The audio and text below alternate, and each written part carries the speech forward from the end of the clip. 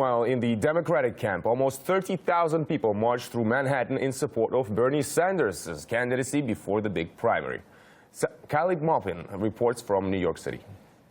Show me what democracy looks like! This is what democracy looks like! Show me what democracy looks like! This is what democracy looks like! Woo! Feel the burn!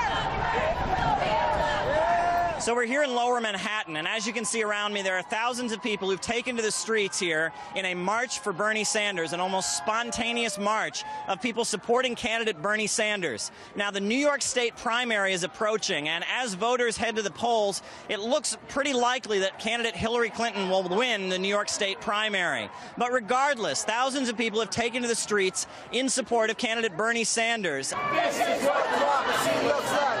Everybody knows politicians lie. I mean, that's just, people just say that in general. Politicians lie. And why do they lie? It's so hard to run for office. Why would someone do all that and then just lie? The reason is they have to support who their donors are. Bernie's donors are the people, and there's no history of a president running for office where his donors are the people. So that is the message. This message becomes very pure. If you see, most of these people he's got such a youth movement happening out of this, but it's also affecting the rest of us. I'm 65. I haven't been to a rally since the Vietnam War. So it's encouraging for me to see so many young people coming out.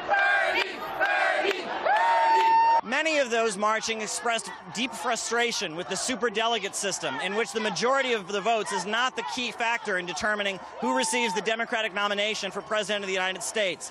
I think it's a bit unfair. I think you're basically saying that superdelegates, their vote weighs more or has more value than everyday people's votes. And I think that's stupid. The thing that annoys me is that the mainstream media, they always count the superdelegates in the total count.